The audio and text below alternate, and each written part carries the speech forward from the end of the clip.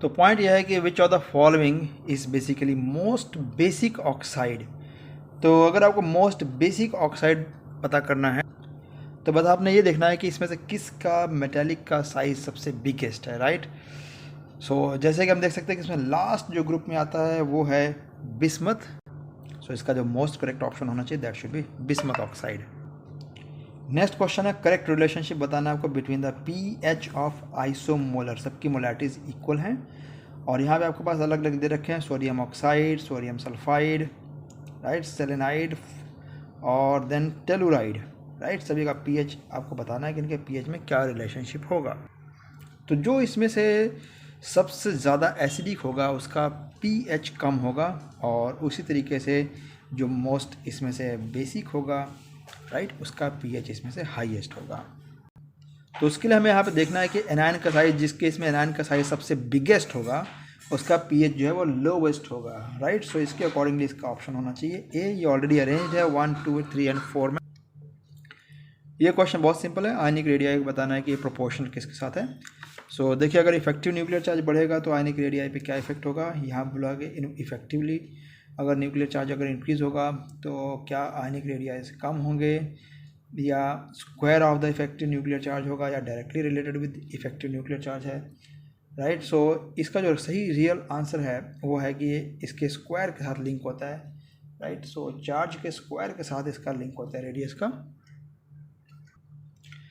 इस क्वेश्चन में पूछा गया कि आपके पास जो ये आइसो इलेक्ट्रॉनिक आयन है इनके आयनिक रेडियाइज में क्या आपको देखने को मिल सकता है, राइट। जैसे कि एक सिग्निफिकेंट इंक्रीज होगा फ्रॉम ऑक्साइड टू एल्यूमिनियम। अब देखिए ये तो पॉसिबल नहीं बिकॉज ज़्यादा इलेक्ट्रॉन्स इसके पास है तो इसमें इंक्रीज नहीं हो सकता। और ठीक इसी का देखिए रिवर्स स्टेटमेंट यहाँ पे दे रखा डिक्रीज के साथ में, तो ऑब्वियसली इसका ऑप्शन बी बनेगा, राइट। जिसके पास ज़्यादा इलेक्ट्रॉन्स हैं उसका साइज बिगर होगा और यहाँ पर आप देखेंगे कि इलेक्ट्रॉन्स कम है।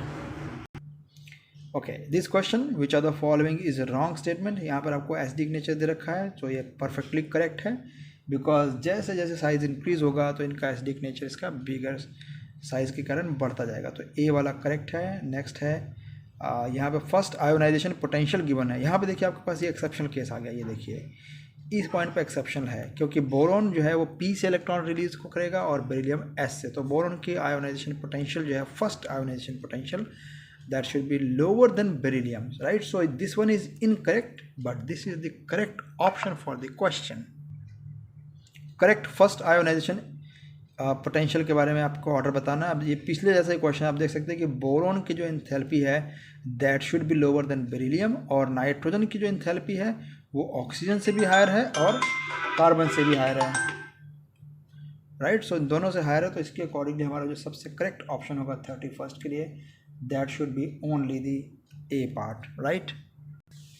इस क्वेश्चन में आपको पूछा गया कि किसके पास मैक्सिमम इलेक्ट्रॉन एफिनिटी होगा। तो बेसिकली जो मैक्सिमम इलेक्ट्रॉन एफिनिटी है that is with the chlorine, right.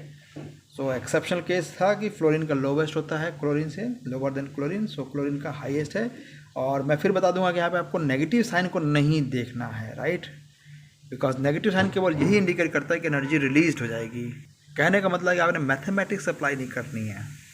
33rd question, फिर पहले जैसे क्वेश्चन बेरिलियम और बोरॉन की फर्स्ट आयोनाइजेशन इंथैल्पी बतानी है और आपको पता होना चाहिए कि बोरॉन की तो इंथैल्पी कम होनी चाहिए देन बेरिलियम। सो किस केस में आपको फर्स्ट जो है बेरिलियम की हायर नंबर है, सेकंड जो है लोअर नंबर है, वो है केवल डी केस में, ऑलराइट। इनमें से करेक्ट ऑर्डर बताना है साइज का और बहुत ही सिंपल बहुत ही ईजी क्वेश्चन है।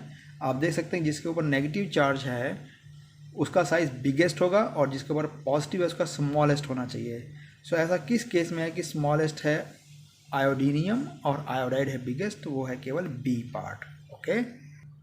वेल ये क्वेश्चन बहुत सिंपल है। इसमें पूछा गया कि इसमें से लार्जेस्ट साइज किसका है, तो बस आपको ये देख लेना है कि किसके अंदर ज़्यादा इलेक्ट्रॉन्स है as compare to their protons. और साथ ही ये बात भी ध्यान रखना है कि ये सभी लोग एक ही पीरियड में भी आने वाले होने चाहिए, तो एक ही पीरियड में आते हैं।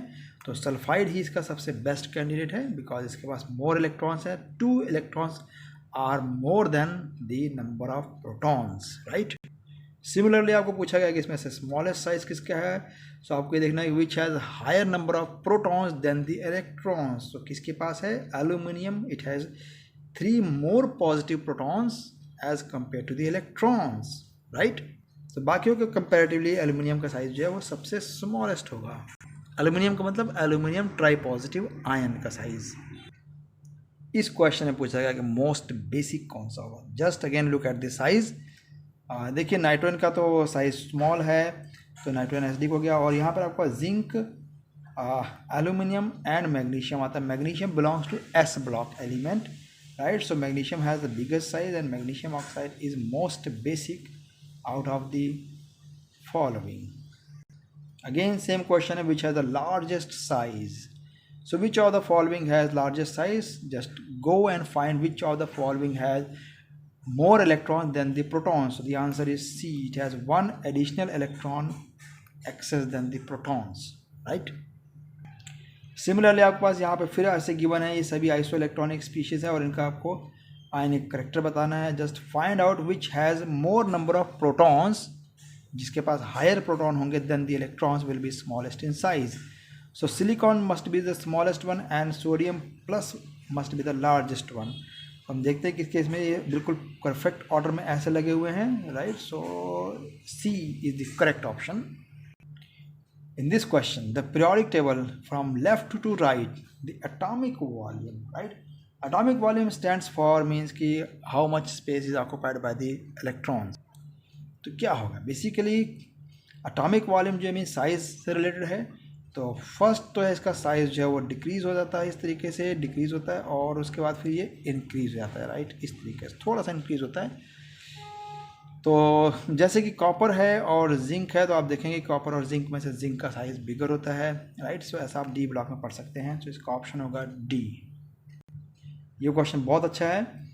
The electron configuration is given basically and which element has abnormally high difference between the second and the third ionization enthalpy. तो आप समझ लीजिएगा अगर सेकेंड और थर्ड में डिफरेंस है, इसका मतलब जो दो इलेक्ट्रॉन से ये आउटर शेल से रिमूव होना चाहिए और जो थर्ड इलेक्ट्रॉन है ये इनर शेल से रिमूव होना चाहिए। तो आपको देखना है कि किस केस में ऐसा होगा। अब आप देख सकते हैं कि ऐसा किस केस में हो सकता है। तो ऐसा इस केस में हो सकता है हाईएस्ट डिफरेंस, राइट। ये तो कोई एग्जिस्टेंस ही नहीं है क्योंकि इसको आप छोड़ दीजिए, राइट। 3s2 3p2, इसमें 3s और 3p में गैप है, लेकिन यहाँ पे आप देखेंगे 2p और 3s में गैप है। तो इसका करेक्ट ऑप्शन होना चाहिए डी, राइट। क्योंकि दो इलेक्ट्रॉन इजिली 3s से निकल जाएंगे, पर जो थर्ड इलेक्ट्रॉन है वो 2p6 से निकलेगा। One of the characteristic properties of non-metal is that they are, right? They are reducing agent. Reducing agents कौन होते हैं, right? They form basic oxide. No, they form acidic oxides, right? So ये बात गलत हो गई। Reducing agents वो होते हैं जो इलेक्ट्रॉन डोनर होते हैं, तो reducing agent भी सभी नॉन मेटल्स नहीं होते हैं। And they form cations. No, this is not possible by electron gain. Electron gain करके cation impossible. And they are electronegative. So yes, they are electronegative. ये बात इसमें justified है, right?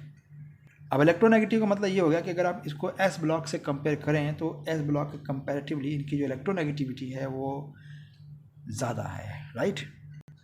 इस क्वेश्चन में बताया है कि आपके पास किसकी मिनिमम वैल्यू है केटायन टू एनायन रेशियो की, राइट।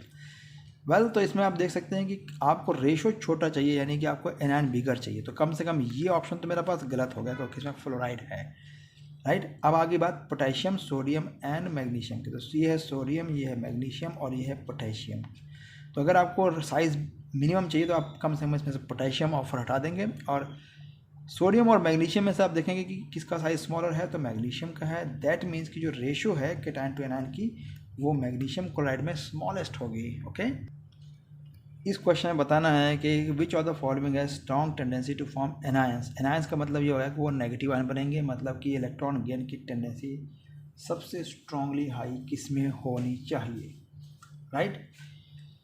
तो आपको यहाँ पे नज़र डालनी है कि इसमें से कौन है जो इलेक्ट्रॉन गेनर्स होंगे। तो ऑब्वियसली जो फर्स्ट है सभी मेटल्स हैं, सेकंड भी मेटल्स हैं और थर्ड वाले नॉन मेटल्स हैं, तो इसके अंदर होना चाहिए बाकी सभी मेटल्स हैं, राइट। बिकॉज नॉन मेटल्स ही होते हैं जिनमें इलेक्ट्रॉन गेन की टेंडेंसी हायर होती है। वेल ये क्वेश्चन बहुत इजी है। क्वेश्चन पूछा गया कि इनमें से कौन है जो बहुत ही जल्दी से एनायन बना सकता है। तो आपको बस ये बताना है कि आप किस केस में इलेक्ट्रॉन गेन सबसे इजी है। तो बेसिकली गेन उस केस में इजी होगा जिसमें साइज़ स्मॉलेस्ट होगा।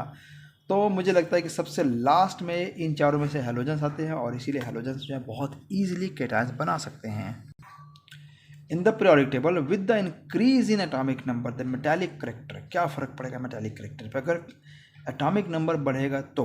अब देखिए एटॉमिक नंबर जो पीरियड में बढ़ता है और ग्रुप में बढ़ता है, लेकिन यहाँ क्या लिखा हुआ है, it decreases in a period and increases in A group, right. तो मुझे लगता है तो बिल्कुल सही बात होगी, राइट। और आपको सेकंड ऑप्शन कोई चेक ही नहीं करना, right.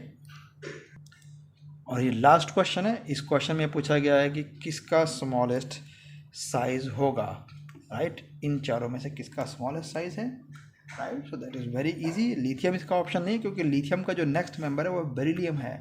So beryllium has least size, right. और अगर आपको बिगेस्ट साइज पता करना है तो बिगेस्ट साइज होगा सोडियम का, इसका होगा बिगेस्ट, राइट।